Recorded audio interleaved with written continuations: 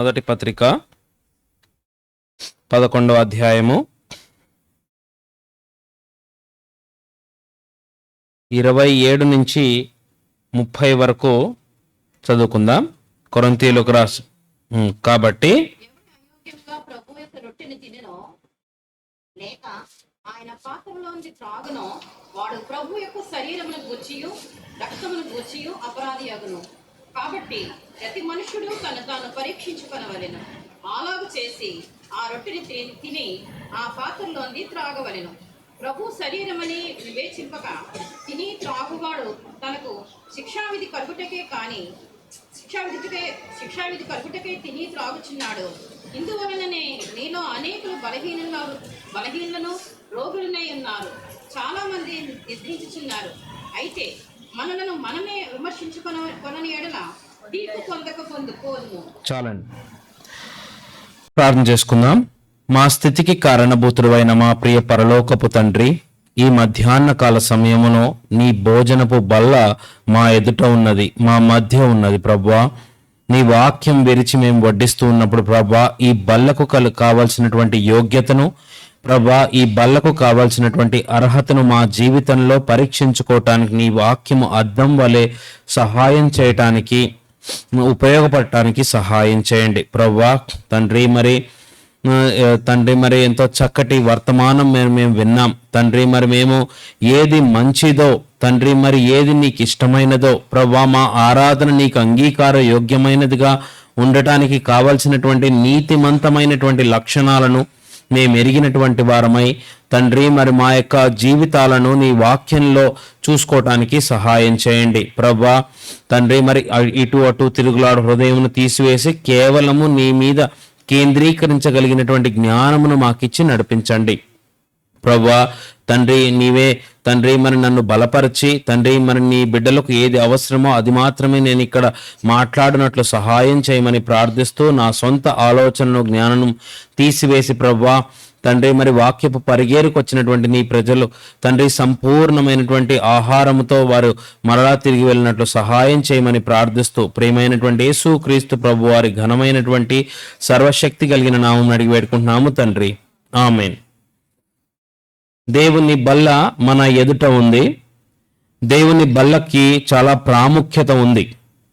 దేవుని బల్ల పౌలు కొరింథీ సంఘానికి దేవుని ద్వారా, యేసు క్రీస్తు ప్రభువు ద్వారా ఆయనకు కలిగినటువంటి దర్శనాన్ని కొరింథీ సంఘానికి రాస్తూ ఉన్నాడు. అయితే దేవుడు క్రమాన్ని ప్రేమించేటువంటి వాడు. కొరింథీయులకు రాసిన మొదటి పత్రిక 11వ అధ్యాయము 27వ వచనం మనం చూసినట్లయితే, కాబట్టి ఎవడు అయోగ్యముగా ప్రభువు యొక్క రొట్టెను తినునో లేక ఆయన పాత్రలోనిది త్రాగునో, అంటే ఇక్కడ రొట్టె మొట్టమొదటిగా వచ్చింది, పాత్ర లేదంటే ఆ యొక్క రక్తము రెండవదిగా వచ్చింది. అదే మనం కొరింథీయులకు రాసిన మొదటి పత్రిక 10వ అధ్యాయం 16వ వచనం చూస్తే, మనము దీవించు ఆశీర్వచనపు పాత్రలోనిది త్రాగుట క్రీస్తు రక్తములో పాలు పుచ్చుకున్నటే కదా. మనము విరుచు రొట్టె తినుట క్రీస్తు శరీరములో పాలు పంచుకున్నటే కదా. ఇక్కడ మీరు గమనిస్తే కొరింథీయులకు రాసిన మొదటి పత్రిక 11వ అధ్యాయంలో పాత్ర, ఆ యొక్క రొట్టె మొదట వచ్చింది, ఆ రక్తపు పాత్ర రెండవదిగా వచ్చింది. అదే కొరింథీయులకు రాసిన పత్రిక 10వ అధ్యాయం 16వ వచనంలో రక్తపు ఆ యొక్క రసపు పాత్ర ముందొచ్చింది, ఆ రొట్టె తర్వాత వచ్చింది. నేను ఈ 2 వచనాలు చదివినప్పుడు మరి పరిశుద్ధాత్మ దేవుడు ఈ వాక్యాలను 2 భిన్నంగా, అంటే మొట్టమొదట 10వ వచనంలో ఒకలాగా 11వ వచనంలో రెండోలాగా ఎందుకు రాయించాడు అని నేను ఆలోచించినప్పుడు దీనికి ఒక కారణం అనేది ప్రాముఖ్యంగా నాకు కనపడింది. అయితే మనం గమనించాల్సింది ఏంటంటే, యేసు క్రీస్తు ప్రభువారి రక్తములో కడగబడి పాప క్షమాపణ పొందినటువంటి వాళ్ళందరూ కూడా విశ్వాసులని పిలువబడతారు. అయితే కేవలము రక్తములో కడగబడటం ద్వారా ఈ బల్లకు మనం పాత్రులం అవ్వము. ఇది చాలా జాగ్రత్తగా గమనించాల్సిన విషయం. యేసుక్రీస్తు ప్రభు వారి రక్తములో కడగబడుట ఒక్కటే ఈ బల్లకు మనల్ని పాత్రులను చెయ్యదు. ఎందుకంటే మనము జీవము కలిగినటువంటి ఇప్పుడు అంగముగా, ఇప్పుడు రొట్టె అంటే ఏంటి? ఆయన శరీరం. ఇప్పుడు ఆ శరీరము, ఆ ఒకటే శరీరంలో మనం అందరము పాలు పంచుకుంటున్నామంటే ఏంటి? జీవము కలిగినటువంటి అంగముగా మనము, అంటే జీవము కలిగినటువంటి క్రీస్తు అంగముగా మనం పని చేయాలి. అయితే ప్రాముఖ్యంగా మన జీవితాలలో జరిగేది ఏంటంటే, దేవుని రక్తము చేత కడగబడటం ఎంత ప్రాముఖ్యమైనటువంటి విషయమో అది రక్షణకు మనకు మొదటి మెట్టుగా ఉంటుంది. కానీ రక్షించబడినటువంటి ప్రతి వ్యక్తి మరలా తప్పు పాపము చేస్తూ ఉన్నాడు. రక్షించబడినటువంటి ప్రతి వ్యక్తి ఆయన ఒక రోజులోనో, ఒక వారంలోనో, ఒక సంవత్సరంలోనో మరలా పడిపోతూ ఉన్నాడు. అయితే పడిపోయినటువంటి వ్యక్తి మరలా తనను తాను సరిచేసుకున్నప్పుడు పడిపోయిన ప్రతిసారి అతని హృదయం మీద ఒక మరక పడుతుందన్నమాట. అంటే ఇప్పుడు ఒక వ్యక్తి విశ్వాసంలో ఉన్నాడు. ఇది ప్రాముఖ్యంగా నేను రక్షించబడ్డాను కాబట్టి నేను బలలో చేయవేస్తాను అని అనుకునే వాళ్లకు దేవుడు ప్రాముఖ్యంగా తీసుకొస్తున్నటువంటి మాట ఏంటంటే, ఇప్పుడు ఈ రోజు నీ జీవితం దేవుని సన్నిధిలో ఎట్లాగుంది? నీవు ఒక రోజు రక్షించబడ్డావు, దేవుని రక్తంలో కడగబడ్డావు, నీ యొక్క ఆత్మ తెల్లనిదయింది, నీకు దేవుడు రక్షణ వస్త్రం తొడిగాడు. ఇది మన పూర్వపు స్థితి అనుకుందాం. ఈ రోజు మన స్థితి, దేవుడు రక్షించిన తర్వాత మనల్ని ఆయన అంగములో మనల్ని జీవము కలిగిన అంగముగా చేసుకున్న తర్వాత మన స్థితి ఎట్లాగుంది? మనము పడిపోయినటువంటి ప్రతిసారి మన హృదయం మీద పరిశుద్ధాత్మ దేవుడు ఒక మచ్చ వేస్తున్నాడు, ఒక గీత గీస్తున్నాడు. ఇప్పుడు ఈ గీతలన్నీ ఎవరి హృదయంలో అయితే ఆ యొక్క పరిశుద్ధాత్మ దేవుడు ఆ యొక్క గీత లేకపోతే ఆ మచ్చ వేస్తున్నాడో వాళ్ళ యొక్క హృదయాలు ఇప్పుడు మనం చూసినట్లయితే సమాధానము, సంతోషం లేనటువంటి హృదయాలుగా ఉంటున్నాయి. అర్థమైంది నేను చెప్పింది? ఎవరైతే రక్షించబడ్డారో వారు మరలా పడిపోయినప్పుడు, లేకపోతే తప్పిపోయినప్పుడు, లేదంటే వారు వాక్యానురీతిగా తప్పు చేశామని గమనించినప్పుడు వారు హృదయం మీద వేసేటువంటి గీత వారి జీవితంలో సంతోషము, సమాధానం లేకుండా చేస్తుంది. చాలా మంది విశ్వాసుల స్థితి ఈ రోజు అలాగుంది. అంటే వారు రక్షించబడ్డారు కానీ సంతోషము, సమాధానం లేనటువంటి స్థితిలో జీవిస్తున్నారు. వారందరూ కూడా ఈ బల్లకు యోగ్యులు కారు. జాగ్రత్తగా వినండి. ఆ సంతోషము, సమాధానము లేకుండా జీవిస్తున్నటువంటి ఎవరు కూడా ఈ బల్లకు యోగ్యులు కారు. ఎవరైతే క్రీస్తు జీవము కలిగిన, అంటే క్రీస్తు జీవమును తమలో ఉంచుకుని జీవము కలిగినటువంటి అంగముగా దేవుని సన్నిధిలో కనబడుతున్నారో వాళ్ళు మాత్రమే ఈ యొక్క బల్లకు పాత్రలవుతారు. చాలాసార్లు మన జీవితంలో మనము ఆ సమాధానం లేనటువంటి స్థితిలో ఉండి కూడా ఇదొక అలవాటు, ఆచార రీతిగా బలలో పాల్గొంటాం. ఎందుకు? వారం తర్వాత వారం 40 సంవత్సరాలు, 30 సంవత్సరాలు, 20 సంవత్సరాలుగా నేను పాలు పంచుకుంటూ ఉన్నాను కాబట్టి ఒకవేళ నేను పాలు పంచుకోకపోతే దేవుడు వచ్చినప్పుడు నేను ఎత్తబడనేమో అని చాలా మంది పాల్గొంటారు. చాలాసార్లు మన జీవితంలో నేను ఈ రొట్టెలో పాలు పంచుకోకపోతే, అంటే నేను విడవబడేటువంటి గుంపులో ఉంటానేమో అని భయంతో పాలు పంచుకునే వాళ్ళు చాలా మంది ఉంటారు. మన విశ్వాస జీవితంలో మనం గమనించాల్సింది ఏంటంటే, ఈ రోజు నేను జీవము కలిగిన అంగముగా, మొన్న క్రిస్మస్ వాక్యంలో ఒక మాట చెప్పేటప్పుడు దేవుడు మనల్ని సజీవ యాగముగా, జీవము కలిగినటువంటి రాళ్లగా ఒక సంఘంగా కట్టాడు. ఒక రాళ్లకి జీవం ఉండదు కానీ మనలో జీవం ఉంది. ఆ జీవము మనం ఒక రాయి అనమాట. ఇప్పుడు క్రీస్తు సంఘము అనేది ఒక మందిరంగా మనం చూసుకున్నప్పుడు మనందరము జీవము కలిగిన సజీవమైనటువంటి రాళ్ళం. ఈ రాళ్ళు కలిస్తేనే ఒక సంఘం అవుతుంది. ఇప్పుడు ఒక ఇటుకలు ఒక 1000 ఇటుకలు ఒక దగ్గర పేర్చున్నాయనుకోండి, ఒక దగ్గర ఇలా పడేసి ఉన్నాయనుకోండి, దాన్ని మనం ఇల్లు అనం. అదే ఇటుకల్ని సరిగ్గా కట్టామనుకోండి, దాన్నే మనం ఇల్లు అంటాం. అలాగే క్రీస్తు అనేటువంటి ఆ యొక్క శరీరానికి మనందరము కూడా జీవము కలిగిన అవయవాలము, మనందరము కూడా సంఘం అనేటువంటి వధువులో సజీవమైనటువంటి రాళ్ళం. ఎవరి హృదయంలో అయితే ఆ జీవం ఉంటుందో వాళ్ళు ఈ బల్లకు పాత్రలు అవుతారు. ఎవరి హృదయంలో అయితే ఆ జీవం ఉండదో, ఎవరి హృదయంలో అయితే సంతోష సమాధానం ఉండదో, దేవుని సమాధానం వారి జీవితంలో ఉండదో, వాళ్ళు ఈ బల్లకు పాత్రులు అవ్వరు. చాలా జాగ్రత్తగా గమనించండి. ఎందుకంటే హెబ్రీయులకు రాసిన పత్రిక 9వ అధ్యాయము 14వ వచనం ఎవరైనా చదవండి.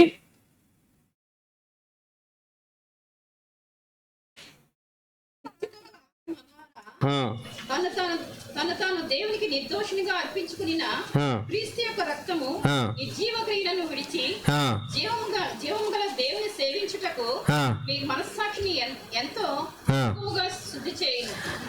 నిర్జీవ క్రియలను విడిచి, చాలా జాగ్రత్తగా గమనించండి, క్రీస్తు రక్తములో కడగబడినటువంటి వాళ్ళు నిర్జీవ క్రియలను విడిచి, చదవండి అమ్మా, జీవము గల దేవుని సేవించుటకు మీ మనస్సాక్షిని ఎంత ఎక్కువగా శుద్ధి చేయను. మనస్సాక్షి శుద్ధి లేనటువంటి వాళ్ళు జీవము లేనటువంటి వాళ్ళు. చాలా జాగ్రత్తగా గమనించండి. మనస్సాక్షి శుద్ధి లేనటువంటి వాళ్ళు, జీవము లేనటువంటి వాళ్ళు, అటువంటి జీవము లేనటువంటి వాళ్ళు ఈ బల్లకు పాత్రలు ఎవరు? ఎవరు మనస్సాక్షి శుద్ధి లేనటువంటి వాళ్ళు? ఇంకా టీవీ సీరియల్ చూస్తూ ఉంటారు, చూసారా? అరే తొయ్యడైపోయింది, ఈరోజు సీరియల్ చూడలేదు అనుకునే వాళ్ళు ఏం లేదంటే ఇంకా వాళ్ళ మనస్సాక్షి ఏం అవ్వలేదు, శుద్ధి అవ్వలేదు. ఇంకా మనకి ఈ లోక సంబంధమైనటువంటి వాటి మీద ఆశలు ఉన్నాయనుకోండి, ఇది నా ఇల్లు, లేకపోతే ఇంకా చెప్పాలంటే ఇది నా కులం, నేను కాపండి, వాళ్ళు వేరే కులం అండి, నేను పెద్ద కులం అండి, వాళ్ళు తక్కువ కులం అండి, లేకపోతే నేను ఉన్నతమైనటువంటి దీని నుంచి వచ్చాను, వాళ్ళు తక్కువ ఇంటి నుంచి వచ్చారు. ఇవన్నీ ఏంటి? మనస్సాక్షి శుద్ధి లేనటువంటి జీవితం. అటువంటి వారు అందరూ కూడా దేవుని బల్లకు పాత్రలు కారు. ఆ మనస్సాక్షి శుద్ధి లేకుండా ఎన్నిసార్లు మనం దేవుని బలలో పాల్పంచుకున్నాం? మన హృదయంలో ఇంకా లోక సంబంధమైనటువంటి ఆలోచనలు ఉంచుకుని దేవుని బలలో పాల్పంచుకున్నాం. మనం ఇంకా మనకు కావాల్సినటువంటి ఆస్తి మీదో, లేకపోతే మనకు కావాల్సినటువంటి బంగారం మీదో, లేకపోతే పొలం మీదో, ఇంటి మీదో ఉన్నటువంటి ఆలోచనతోటి మన యొక్క సహోదరులతోనో, సహోదరులతోనో, బంధువులతోనో గొడవల్లోనో, కొట్లాటల్లోనో ఉండి దేవుని యొక్క బలలో పాల్పంచుకున్నాం. మనస్సాక్షి శుద్ధి లేనటువంటి వాళ్ళెవ్వరూ కూడా క్రీస్తు రక్తములో కడగబడినా కూడా మనం ఈ బల్లకు పాత్రలం అవ్వం. క్రీస్తు రక్తములో కడగబడుట మనని సంఘములో ఒక అంగంగా మారుస్తుంది. కానీ ఆ అంగానికి ఏం కావాలంట? జీవము కావాలంట. ఇప్పుడు మన శరీరంలో ఒక అంగానికి జీవం లేదనుకోండి, దాన్ని ఏం చేస్తారు? చాలా మందికి షుగర్ వచ్చిన వాళ్ళకి కాళ్ళకి గ్యాంగ్రీన్ వస్తుంది. వచ్చినప్పుడు డాక్టర్ ఏమంటాడు? దీన్ని బాగా పెంచండి, ఉంచండి అంటాడా? తీసివేయండి అంటాడు. ఎందుకు తీసివేయాలి? అది మన అంగమే కదా, దానిలో ఏం లేదు. ఇక్కడ కూర్చున్నటువంటి సజీవ రాళ్లుగా ఉన్నటువంటి మీలో ఆ జీవం ఉందా? జీవము కలిగినటువంటి అంగంగా మనం దేవుని కొరకు పనిచేస్తున్నామా? మన జీవితంలో ఇంకా హృదయ శుద్ధి లేనటువంటి అపవిత్రమైనటువంటి జీవితం జీవిస్తున్నామా? విచారకరమైనటువంటి విషయం ఏంటంటే, దేవుని బలలో పాలు పొందుతున్నటువంటి విశ్వాసులారా, మనము హృదయ శుద్ధి లేనటువంటి వాళ్ళంగా జీవిస్తూ పాలు పొందితే మనకేంటంట? ఫస్ట్ 2 ఉంటాయంట. ఒకటి ఆ యొక్క 2 వర్డ్స్ ఉన్నాయి తెలుగులో. నేను ఇంగ్లీష్లో చదివాను కాబట్టి తెలుగులో 2 ఒకటి అపరాధి అవుతారంట, రెండోది శిక్షార్హులు అవుతారంట. ఒకళ్ళు అపరాధి అవుతారంట, రెండోది శిక్షార్హులు అవుతారంట. ఇక్కడ కూర్చున్నటువంటి వాళ్ళు ఎవరైతే ఆ యొక్క జీవము లేకపోతే హృదయము శుద్ధి లేకుండా దేవుని బలలో పాలు పంచుకుంటారో వాళ్ళు శిక్షార్హులు అవుతారంట. మొట్టమొదటిగా వాళ్ళు అపరాధులు అవుతారంట దేవుని దృష్టిలో, రెండోది వాళ్ళు శిక్షార్హులు అవుతారంట. అందువల్లనే మీలో అనేకులు బలహీనులై ఉన్నారు, రోగులై ఉన్నారు. నాకు రోగం లేదండి అని ఎంతమంది చెప్పగలుగుతారండి? మనం ఒక్కొక్కరిని కదిపితే వాళ్ళ రోగాల లిస్ట్ చెప్తారు, అవునా కదా? ఎందుకు మనం బలహీన రోగులై ఉన్నాం? శుద్ధము లేనటువంటి మనస్సాక్షితో దేవుని సన్నిధిలోకి వెళ్తున్నాం. శుద్ధము లేనటువంటి మనస్సాక్షితో దేవుని బలలో పాలు పంచుకుంటున్నాం. మనం పైకి విశ్వాసులు అనేటువంటి వేషం వేసుకుంటూ హృదయములో ఇంకా ఆ యొక్క లోక సంబంధమైనటువంటి వాటి మీద మన పూర్వము దేనినైతే ప్రేమించే వాళ్ళమో వాటి మీద మనసు పెట్టి ఉన్నాం. చాలా మంది ఏమంటారు, మేమేమైనా దొంగతనం చేస్తున్నామా, వ్యభిచారం చేస్తున్నామా అంటారు. అయితే ఒక ప్రశ్న ఏంటంటే, నువ్వు రక్షించబడక ముందు దొంగతనం వ్యభిచారం చేశావా? నువ్వు అప్పుడు చేయలేదు, ఇప్పుడు చేయలేదు, మరి ఏం మారింది? హృదయ శుద్ధి అంటే ఏం శుద్ధమైంది? ఇప్పుడు ఒక దొంగ దేవుని నమ్మి దొంగతనం వదిలేశాడు అనుకోండి, అతను గట్టిగా సాక్ష్యం చెప్పొచ్చు, నేను దొంగతనం చేసేవాడిని మానేశానని. మరి నాకు దొంగతనం చేసే అలవాటే లేదు ఫస్ట్ నుంచి, మరి ఏం మారింది నా హృదయంలో? మన జీవితంలో హృదయ శుద్ధి చేత, అంటే క్రీస్తు రక్తము చేత కడగబడినటువంటి వాళ్ళు ఆ యొక్క శరీరంలో భాగమై ఉంటారు. అందుకే కొరింథీయులకు రాసిన మొదటి పత్రిక 10వ అధ్యాయం 16వ వచనంలో దేవుని రక్తము, ఆ యొక్క రసపు పాత్ర అనేది ముందొచ్చింది, తర్వాతే రొట్టె వచ్చింది. అందుకే పౌలు చాలా ఖచ్చితంగా తనకు కలిగినటువంటి దర్శనాన్ని గురించినటువంటి వివరాలు లేఖనంలో మనకు భద్రపరుస్తూ ఉన్నాడు మన జీవితంలో. అందుకే 1 యోహాను పత్రిక 1వ అధ్యాయం 7వ వచనం ఎవరైనా చదవండి. 1 యోహాను పత్రిక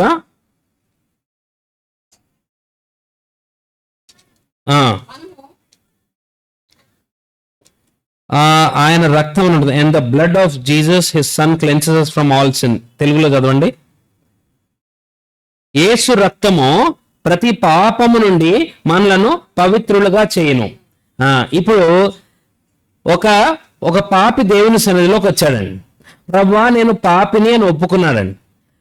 ఒప్పుకున్నప్పుడు ఆయన రక్తం కింద తను తెచ్చుకున్నప్పుడు యేసు రక్తము అతనిలో ఉన్నటువంటి ఏ పాపాన్నైనా శుద్ధి చేసింది. శుద్ధి చేసిన తరువాత మన జీవితంలో మనం ఏం చేయాలి?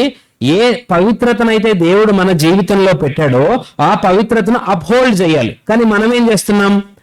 మనము మన యొక్క బంధువులతోనో, లేకపోతే అన్నదమ్ములతోనో, లేకపోతే ఇంటి వారితోనో మనం ఏమని తగ్గు పెట్టుకుంటామండి? నాకంటే నువ్వు ఎక్కువ వాక్యం చదివామని పెట్టుకుంటామా? తగు ఎందుకు పెట్టుకుంటాం? తగు చెప్పండి. ఆస్తి కొరకు పెట్టుకుంటాం. చాలా చక్కగా చెప్పాము. ఆస్తి కొరకు పెట్టుకుంటాం, ధనం కొరకు పెట్టుకుంటాం, బంగారం కొరకు పెట్టుకుంటాం, అంతే కదా? అంతేగాని నాకంటే నువ్వు గంటసేపు ఎక్కువ వాక్యం చదివేసావు, ఇప్పుడు నేను చదువుతాను అంటామా? చదివేలే, నీ టైం ఉంది, చదివావు అనుకుంటాం. మన జీవితంలో ఎప్పుడైతే కిందున్న వాటిని మరచి పైనున్న వాటి కొరకు మనం వెతుకుతామో, లేకపోతే నిర్జీవమైనటువంటి వాటిని విడిచి జీవము కలిగినటువంటి వాటి కొరకు వెతుకుతామో, మనము దేవుని కొరకు సజీవ రాళ్లుగా పనిచేస్తాం. మనము జీవము కలిగినటువంటి అంగముగా పనిచేస్తాం. జ్ఞాపకం ఉంచుకోండి, అంగం అయినప్పటికీ అందులో జీవం లేకపోతే మనం విడిచిపెట్టబడతాం. కాబట్టి మనం బలలో పాలు పంచుకున్నంత మాత్రాన మనం ఎత్తబడేటువంటి గుంపులో ఉండము. ఎవరైతే క్రీస్తు రక్తము చేత కడగబడి హృదయ శుద్ధి చేసుకుంటూ ఉంటారో వారు మాత్రమే ఈ యొక్క బల్లకు యోగ్యులవుతా ఉంటారు. ఇప్పుడు చెప్పండి, తప్పనిసరిగా సీరియల్ చూసేవాళ్ళు బలలో పాల్గొనొచ్చా? చెప్పాలా? తప్పనిసరిగా సీరియల్ చూసేవాళ్ళు బలలో పాల్గొనొచ్చా? రోజుకి 6 గంటల పాటు యూట్యూబ్ చూసేవాళ్ళు బలలో పాల్గొనొచ్చా? బాగా అప్పులు చేసే అలవాటు ఉన్న వాళ్ళు బలలో పాల్గొనొచ్చా? మోసపు మాటలు చేసేవాళ్ళు లేకపోతే మాట్లాడే వాళ్ళు బలలో పాల్గొనొచ్చా? లేదంటే దేవుని వాక్యాన్ని అసలు చదవనటువంటి వాళ్ళు లేకపోతే విశ్వాసపు నడకని వారు బలలో పాల్గొనొచ్చా? ఇలా చెప్పుకుంటూ పోతే అసలు మనలో ఎవరన్నా పాల్గొనొచ్చా? మన జీవితంలో దేవుడు ప్రాముఖ్యంగా ఈ బలను ఎందుకు పెట్టాడంటే ఆయన రాకడ పర్యంతం వరకు ఆయన నామాన్ని ప్రచురించాలి. ఇది మన బాధ్యత, మన ఉద్యోగం. ప్రతి విశ్వాసికి ఏ వయసులో ఉన్నప్పటికీ దేవుడు మనకు పెట్టినటువంటి బాధ్యత ఏంటి? ఆయన నామాన్ని ప్రచురించాలి. ఏ రోజు ఎన్ని గంటలు ఆయన నామాన్ని ప్రచురిస్తున్నాం? ఎంతమంది చెప్తారు వీళ్ళు విశ్వాసులండి, యేసుని వెంబడించే వాళ్ళు, వీళ్ళు అబద్ధం ఆడరు, వీళ్ళు విశ్వాసులండి, యేసుని వెంబడించే వాళ్ళు, వీళ్ళు మోసం చేయరు చెప్తున్నారా మన గురించి? ఆ సాక్ష్యం మనకుందా? దేవుని యొక్క నామాన్ని అలా గణపరుస్తున్నామా? ఏ ఇంట్లో చూసినా సరే మనకేముంటుంది? తగువు, గొడవ. దేనికి? వాళ్ళకి అంటే సొంత వాళ్ళు. నాకు ఒక ఫ్రెండ్ తెలుసు, అతను నాతో పాటు పని చేస్తున్నాడు. అతను కూడా లక్షల్లో జీతం ఉంటుంది. అతను వాళ్ళ నాన్నగారు ఇచ్చినటువంటి ఆస్తిని వాళ్ళ అన్న కొరకు వదిలిపెట్టాడంట. నేను అడిగాను, ఎలా వదిలిపెట్టావన్నా అని అడిగాను. నేను ఇక్కడ హైదరాబాద్లో సంపాదించుకుంటున్నాను కదా, మా అన్న మరి ఊళ్ళో పాపం కష్టపడుతున్నాడు కదా, అది కూడా నేను తీసుకుంటే మరి అతనికి ఏం మిగులుతుంది, అందుకే ఆస్తిని ఆయనకు వదిలేశాను అన్నాడు. ఎంత ఆస్తి వదిలేసావన్నా అన్నాను. అంటే మా నాన్నకు 6 ఎకరాలు ఉంది, ఎకరం 70 లక్షల దాకా ఉంటుంది, 3 ఎకరాలు కదా, 3 ఎకరాలు వదిలేశాను అన్నాడు. ఎన్ని కోట్లు ఆస్తి వదిలేశాడంటే అన్నయ్యకి? 2 కోట్లు. మనం 2 లక్షలు వదిలిపెడతామండి? మన సహోదరుడు 2 లక్షలు తీసుకున్నాను అనుకో మన దగ్గర, ఆడివ్వలేని పరిస్థితిలోనే పిండి వసూలు చేస్తాం, అవునా? నేను అతన్ని చూసినప్పుడు అనుకున్నాను, ఒక విశ్వాసమైనా నువ్వు నిజంగా క్రీస్తుని వెంబడించేవాడి. నువ్వు క్రీస్తు నామాన్ని ప్రచురించట్లేదు, కానీ నిజంగా ఆ భావాలను వెంబడిస్తున్నటువంటి వాళ్ళు ఎంతమంది ఉన్నారు? దేవుని బలను సమీపిస్తున్నటువంటి మనలో మన మనస్సాక్షి మన మీద నేరారోపణ చేస్తుందా? నీ మనస్సాక్షి నీ మీద నేరారోపణ చేస్తున్నట్టయితే మనం ఈ క్షణం ఒప్పుకోవాలి, ప్రభువా ఆ సీరియల్ని నేను ఈరోజు వదిలిపెడుతున్నాను. నా భర్తతో నాకున్నటువంటి గొడవను నేను ఈ రోజు వదిలిపెడుతున్నాను. నా భార్యతో నాకున్నటువంటి గొడవను నేను ఈ రోజు వదిలిపెడుతున్నాను. నా సహోదరుడితో నాకున్నటువంటి గొడవను నేను ఈ రోజు వదిలిపెడుతున్నాను. నా సహోదరితో నాకున్నటువంటి గొడవను నేను ఈ రోజు, దానికి అంత లాస్ అయినా పర్వాలేదు. నాకు తెలిసిన ఒక సహోదరుడు ఉన్నాడు, అతను అప్పిచ్చే వ్యాపారం, వడ్డీ వ్యాపారం చేస్తుంటాడు. 13 లక్షలు 14 లక్షలు వడ్డీకి ఇచ్చాడంట. దేవుని నమ్ముకున్న తర్వాత ఎవరెవరైతే ఇవ్వలేరో వాళ్ళందరినీ వదిలేశాడంట. నేను అడిగాను, అంకుల్ ఎంత పోగొట్టుకున్నారో అన్నాను.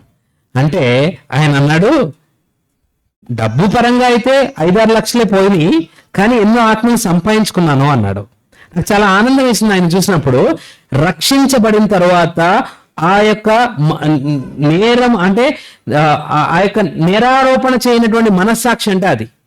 ఎన్నిసార్లు మన జీవితంలో అటువంటి మనస్సాక్షితో దేవుని సన్నిధిలో ఉంటున్నాం? దేవుని బలను వారం తర్వాత వారం సమీపిస్తున్నాం, దేవుని బలలో పాలు పంచుకుంటున్నాం. కానీ జ్ఞాపకం ఉంచుకోండి, దేవుని రక్తము చేత కడగబడినటువంటి మనము సజీవమైనటువంటి రాళ్లగా, సజీవమైనటువంటి అంగంగా ఉండకుండా దేవుని సన్నిధిలో మనకి, దేవుని పాత్రలో మనకి చోటు లేదు. ఎవరైతే సజీవమైనటువంటి యాగంగా ఉంటారో, సజీవమైనటువంటి రాళ్లుగా ఉంటారో వాళ్ళు మాత్రమే దేవుని యొక్క బలలో పాత్రలవుతారు. సంవత్సరాలు గతిస్తుండగా, సంవత్సరం తర్వాత సంవత్సరం మనల్ని దేవుడు కాపాడుతుండగా మనం గమనించాల్సింది ఏంటి? ప్రభువా నా ద్వారా నీ నామం ఎంతవరకు ప్రచురమైంది? నన్ను బట్టి ఎంతమంది విశ్వాసంలోనికి వచ్చారు? నన్ను బట్టి ఎంతమంది నేను నమ్మారు? నిజంగా క్రైస్తవులు అంటే ఇలాగే ఉంటారు అని సాక్ష్యం ఇచ్చేటట్లుగా నేను ఎంతవరకు బ్రతికాను? ఇది మన జీవితంలో దీని ఆన్సర్, దీని సమాధానం మన దగ్గరకు వచ్చినప్పుడు మనం నిజంగా క్రీస్తు రక్తములో కడగబడినటువంటి జీవితం జీవిస్తాం. అట్లా అందుకనే ప్రకటన 1వ అధ్యాయం 5వ వచనం ఎవరన్నా చదవండి. ప్రకటన 1:5.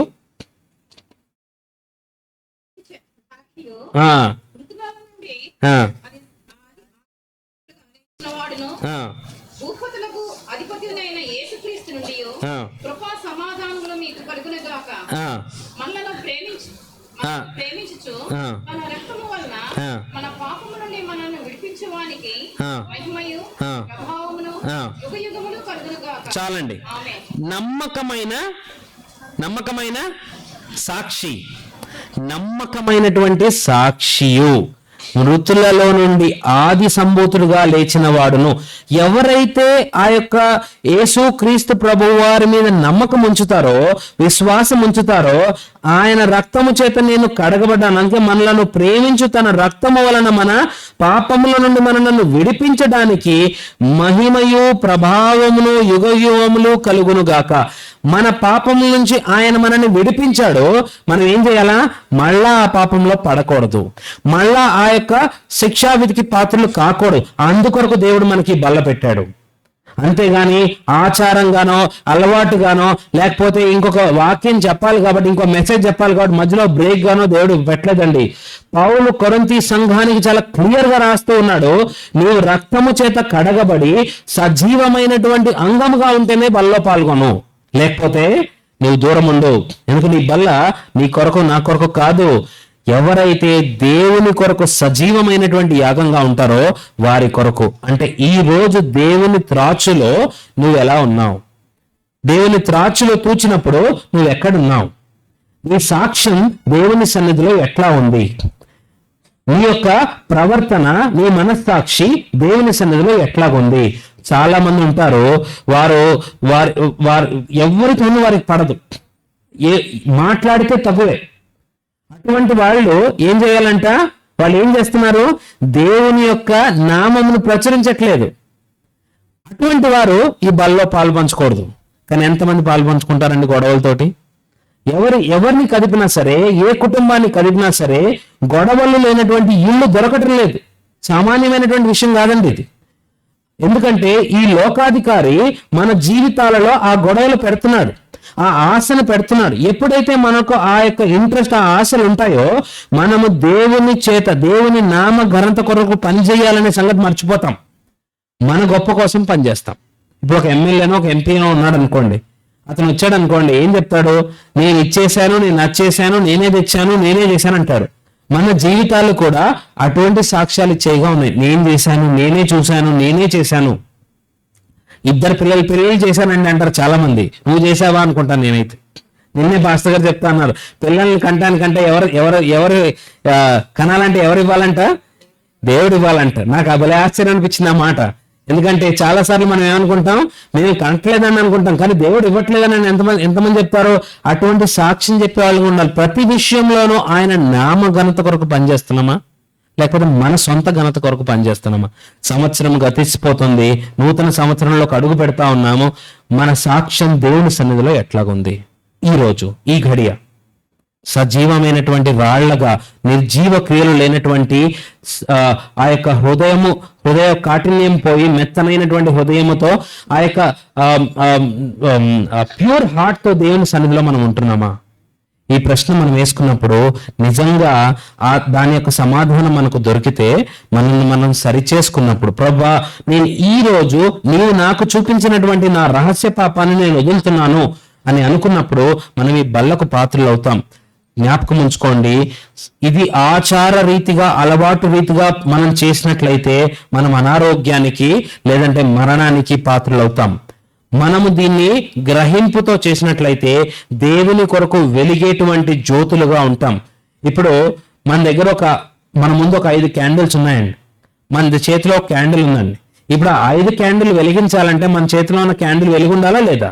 ఆరిపోయిన క్యాండిల్తో మనం 5 వెలిగించగలుగుతామా? వెలిగించలేం. అట్లాగే మనము సజీవమైనటువంటి యాగముగా మనం కాల్చబడకుండా దేవుని సన్నిధిలో మనం పని చేయలేం, ఇంకొక ఆత్మను వెలిగించలేం. వెలిగించినటువంటి ఆత్మ మాత్రమే ఇంకొన్ని ఆత్మలను వెలిగించగలుగుతుంది. ఆరిపోయినటువంటి ఆత్మ దేవుని సన్నిధిలో కానీ ఎక్కడైనా కానీ ఇంకొక ఆత్మను వెలిగించలేదు. జ్ఞాపకం ఉంచుకోండి, అటువంటి వెలిగించలేనటువంటి ఆత్మలు దేవుని బలలో పాత్రులు కారు. వెలిగించబడినటువంటి ఆత్మ చేత దేవుడు మనకిచ్చినటువంటి పనిని నమ్మకంగా చేసినటువంటి వాళ్ళు ఎత్తబడేటువంటి గుంపులో ఉంటారు. దాన్ని అంటారు సిద్ధపాటని. సిద్ధపాట అంటే మనం చక్కగా పెళ్లికి రెడీ అవటం కాదండి. మన ఆత్మ దేవుని కొరకు తెరిచినటువంటి డోర్స్ తో వెయిట్ చేయాలా? ఎప్పుడు వెయిట్ చేయగలుగుతుంది? ఆయన్ని మనం ఎదుర్కొంటాకి వెళ్ళినప్పుడు. ఎప్పుడు ఎదుర్కొంటామో? మనము సజీవమైనటువంటి యాగముగా ఉన్నప్పుడు. కాబట్టి దేవుని బల్ల మన ముందుంది. మనం చేయవలసినటువంటి, నేను ఎక్కువ రెఫరెన్సెస్ చెప్పలేదండి, సంవత్సరం అయిపోతుంది. మనం గమనించాల్సినటువంటి ఒకే ఒక్క పాయింట్, నా హృదయము, నా సాక్ష్యము దేవుని సన్నిధిలో ఎట్లాగుంది? బల్ల ముందు నా అర్హత దేవుని సన్నిధిలో ఎట్లాగుంది? నా పని సజీవమైనటువంటి రాళ్లగా లేకపోతే సజీవమైనటువంటి అంగంగా ఉందా? నిర్జీవమైపోయినటువంటి అంగంగా ఉందా? ఒకవేళ మనము క్రీస్తు అంగముగా సజీవంగా లేకపోతే మనం కట్ చేయబడతాం, మనం వదిలివేయబడతాం. దాన్ని మనం సరిచేసుకున్నప్పుడు ఆ యొక్క చాలాసార్లు ఏమవుతుంది, ఒక అంగం పని చేయట్లేదు అనుకోండి, దాంట్లోకి బ్లడ్ ని ఎట్లా పంపించాలి? కాలు పని చేయట్లేదు అనుకోండి, దాంట్లో బ్లడ్ ఫ్లో లేదంటారు చాలాసార్లు. అప్పుడు ఏం చేస్తారు? మీరు ఫిజియోథెరపీ చేయించుకోండి, ఆ నర్వ్ ని సరిగ్గా చేయండి, రక్త ప్రసరణ బాగా వచ్చేటట్టు చేసుకోండి, అప్పుడు కాలు పనిచేస్తుంది అంటారు. కొంతమందికి చేయి పని చేయనప్పుడు ఫిజియోథెరపీ చేయించి ఏళ్ళని, దానికి కావాల్సినటువంటి చేతిని, మోక, ఆ యొక్క బోన్ ని మనం రబ్ చేసినప్పుడు లేకపోతే దాన్ని సానపెట్టినప్పుడు మరలా పనిచేస్తుంది. అట్లాగే మనం కూడా మనని మనం సరి చేసుకున్నప్పుడు, శుద్ధి చేసుకున్నప్పుడు ఆయన యొక్క పాత్రలోనికి మనము అర్హులమవుతాము. అట్టి అర్హులైనటువంటి వాళ్ళు సజీవమైనటువంటి వాళ్ళు.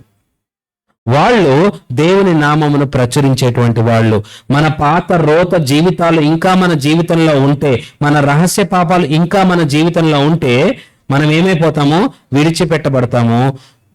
ఒకవేళ అలాంటి అలవాట్లతో మనం బలలో పాల్గొంటే అనారోగ్యానికి, మరణానికి పాత్రలవుతాం. దేవుడి వాక్యాన్ని దీవించును గాక.